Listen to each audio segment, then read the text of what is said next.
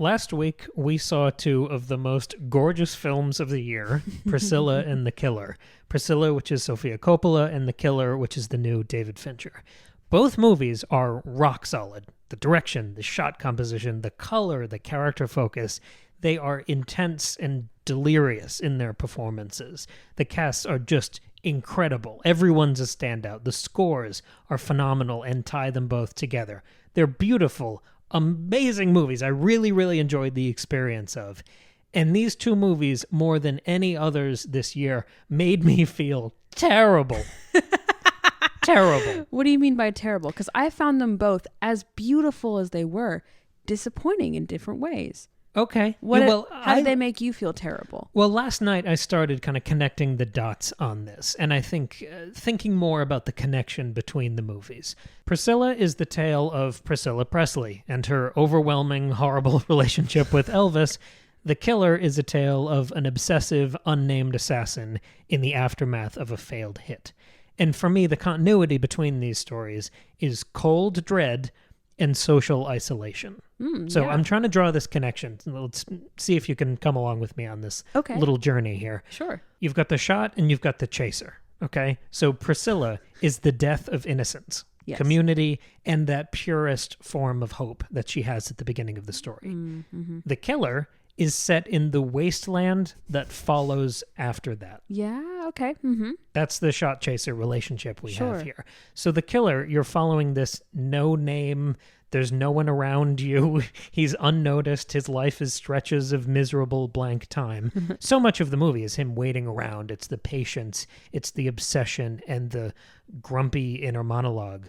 Whereas Priscilla has those long stretches of being alone and being in her own head. Being bored, And they both have these bursts of like dazzling volcanic, for lack of a better word, life. Sure. Right? He's got the thrill of an assassination. Yep. And she has all of these huge swinging parties. The Las Vegas, the money, the fame, the celebration, that sort of platonic ideal of American success. And she has moments with Elvis that feel like special and sweeping her off her feet, and she's deeply in love, right? And she feels fulfilled. Yes. In the same way the in Killer. those moments she does. Right. In the same way the Killer feels that rush when he's setting up a hit and during that moment. And then we see afterwards there are allusions to how much money he's made from this. And it does give him something to pull that off. But it's the downtime. Mm-hmm. It's the peaks and, more importantly, the valleys in these characters' lives that I think tie them together. Because you're cutting all of these big moments with those long stretches of beautifully shot. I think these are two of the most beautiful movies of the year for how they look. Yeah. It's what happens in that downtime. It's The Killer being... Yes, it's about an assassin, but mostly it's a saga of car rentals. And this guy spending a life perched in windows, watching other people live. Yes. Commenting on those lives, and then snuffing out those lives. Okay, yeah. And I think that's a lot of where Priscilla falls, too. Yeah. Because she's always the baggage. She's left behind. Yes. She's in the window watching Elvis leave to go on tour or go film a movie. Watching him live, watching him have this amazing life, and she's just at home. Exactly. Yeah. And I want to keep centered that shot chaser sort of relationship here, because The Killer, which we saw first, felt like a eulogy for society and a social existence. It's very much late-stage capitalism. Sure. The number of brands that are mentioned in this thing and centered in this thing, almost like product placement, but the most bitter, like sarcastic version of that. Yeah, it's like, look how these things can be used so easily in a way that like causes so much damage. And how grossly ever-present they are. Whether it's Amazon, McDonald's, Starbucks, the total isolation of everyone... Not even with the headphones on, but just sort of bullet training down the sidewalk in their own little worlds.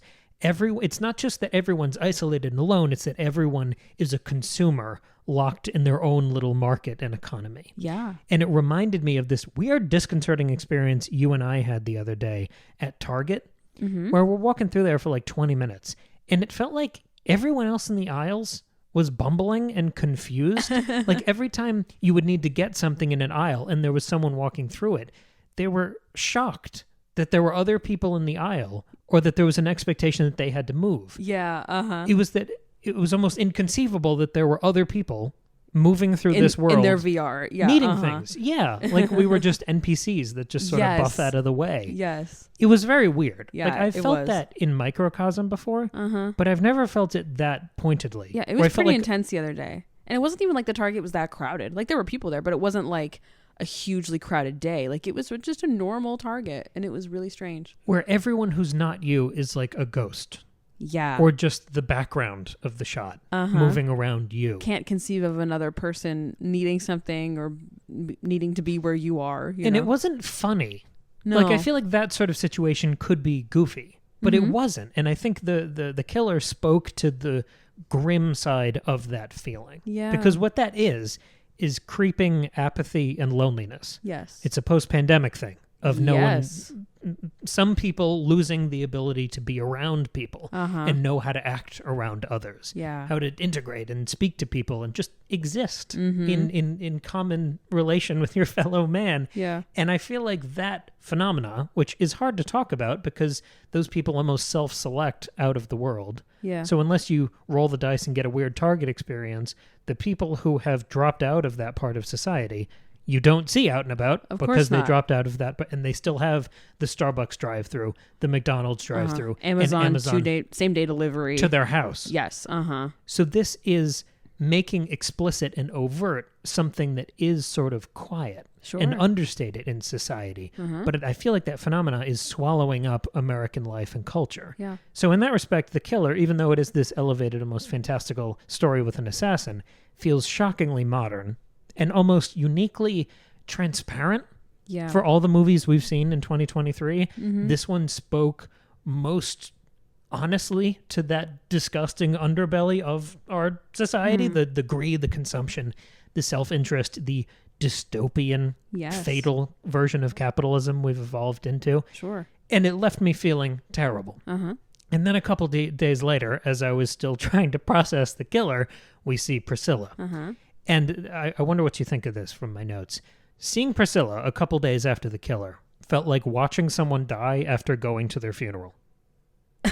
Okay. Because I think The Killer exists in the wasteland after the realizations that break down Priscilla Presley through that story. So instead of watching Michael Fassbender as this totally disenchanted, like pig dancing in the shit through the aftermath of the death of warmth in society, I was watching all of those glowing ideals and possibilities and futures stamped out and ripped away from a child bride. Totally, yeah, And watching her parents fail her over and over again. Watching the mounting abuse from Elvis and all the different forms that took. The non-intervention from everyone in his circle, even his seemingly compassionate family members. And seeing the way that Priscilla panics every time Elvis threatens to cut her off when she speaks up or out or against something he's doing. Has an opinion, I think that's the most devastating and powerful part of the movie. And again, it's so understated. Yeah, it is. Like what The Killer is doing. It's not talking to the camera or overly explaining your thought or your message. You're making art. You're not explaining the art in real time. Seeing that calculation that she makes, the terrible math she has to do of, do I put up with this? Or do I lose the good parts of this, or what I think are the good parts of this? What feels good, and like the only normal insecurity she's known because she's a child. A child, right? 14 when they met. Oh like, my God, yeah. That terrible calculation and compromise. Seeing her do that math over and over again. Priscilla is a genuine tragedy. Yeah. The loss, the suffering, the silence in that film is profound. Seeing so much drain out of Priscilla through the film when a lot of it is unspoken. Yeah. An incredible, incredible performance. Definitely. And when she leaves Graceland at the end of the movie, seeing how changed she is, it reminded me of a lot of the other conversations we've had on this show, particularly around The Witcher, and kind of about The Killer here, because she's seen the horrors that run through this world. Yeah. She did a speed run of The Problem of Evil. And that like clear-eyed, detached knowledge that she has when she's driving out of Graceland at the end of the movie, the weight of that burden has been hard to shake in the days since. Yeah. And The Killer feels like a direct spiritual sequel to that realization, where it takes place in this brutal, selfish, I don't give a fuck mentality, brutal playground of all of those ideas that are hitting at the end of Priscilla. It's a Yeah. before and after of a problem of evil landmine. Yeah, that's really interesting. And, you know, if you think about The Killer as this sort of aftermath of, you know, of a global pandemic and what that's done to society on like an everyday, like normal person level, right? This is an extreme version, like commentary upon it, but it's like that wandering around in Target thing is something that's happened to all of us in some degree, right?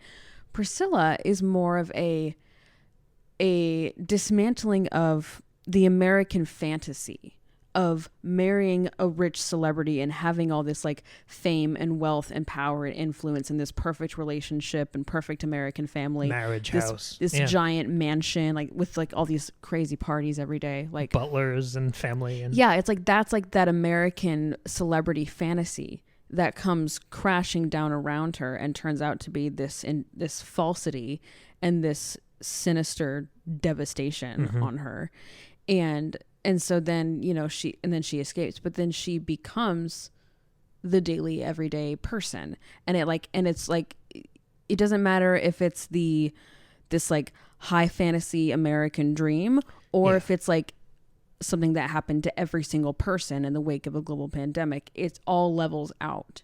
And so it's like it feels mundane and sad for everybody. Right. It's not just the pandemic. It's not just class or economic status. It's all of these things. And its enlightenment to this reality is disenchantment with it. And it leaves you in that sort of numb void, which is where the killer lives. Yeah.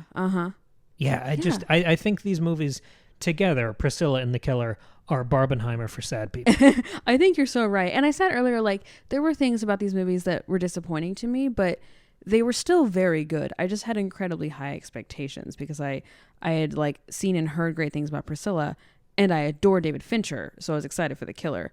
And, you know, I think my biggest issue with both of them was that I didn't feel super, super connected with the story and the characters. I mean, I felt more connected with Priscilla for obvious reasons because just the natural empathy that spews out of you when you watch this child being taken advantage of. But I think I said to you, I felt like I was watching just a collection of scenes and not a movie. Like beautifully shot scenes, but I had a hard time with them feeling connected. And then with The Killer, I just didn't feel connected with anybody or anything happening. I enjoyed watching it and I was amused and entertained, but I didn't feel connected the way I feel connected when I watch Zodiac or Seven or Gone Girl. But the fact that I felt that way in both of the movies almost only strengthens the connection because they both feel like lethal monuments to life in America in 2023. Yeah. And I think I will remember them as time capsules for how this era feels. So maybe that dispossession, that lack of like comfort and entertainment. Yeah, it says something. Is part of, I mean, I feel like it's intentional from filmmakers this talented and experienced. Cool. I don't think it's an accident. Interesting. Yeah. I like that. I know. Yeah, these films will be fun to look at in like 50 years when we're looking at this time, like this, like the post-pandemic world and what that looks like. Oh, that's really interesting. Yeah. No, these movies, like, again, these movies are great. Like, they're beautiful movies and they're so fun to see in a theater because they're just gorgeous. On a level of craft, they're both dazzling. Yeah. Right. But they'll also make you feel like shit. And performances are also great. Oh, yeah. So, yeah. Oh, yeah. Really, really gorgeous couple of films. I hadn't made any of those connections between the two. Yeah, they're tough.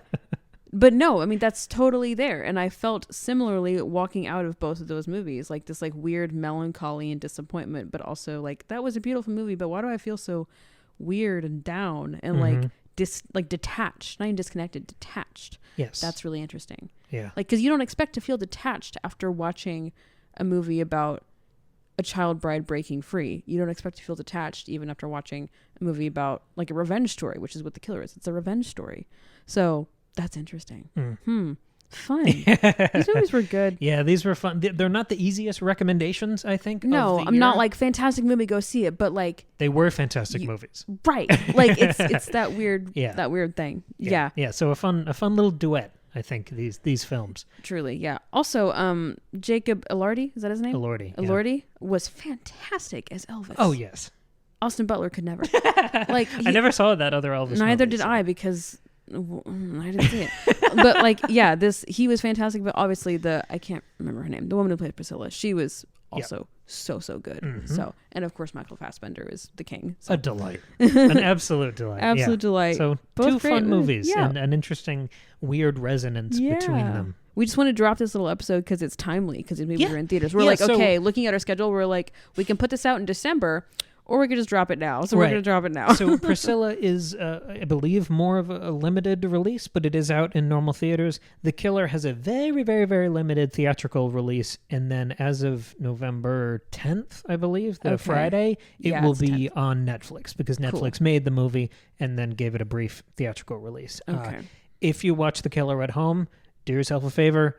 Use headphones, try to make the theatrical experience, because the sound Turn off design, the lights. Yeah, the sound design is so good. If you got a good speaker system, or use headphones somehow. The way they mix Michael Fassbender's narration and voiceover. Oh yeah, it's good. The way the cars and the cities, it's really dialed in gorgeously. Yeah, I mean, it's Fincher. It's so meticulously done. It deserves the effort. Yeah. And obviously going to a theater to see Priscilla, you'll get that perfect controlled experience. Right. But But you don't watch The Killer in the background. You don't watch Fincher in the background. You watch that movie. Especially this one, because it is more spare and involved.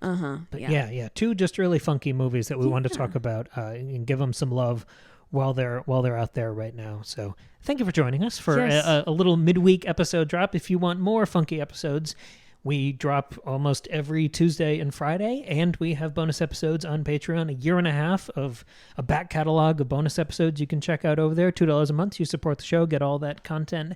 Thank you for joining us. We will see you again in just a couple days with a brand new episode. We'll talk to you soon. Bye. Toodaloo.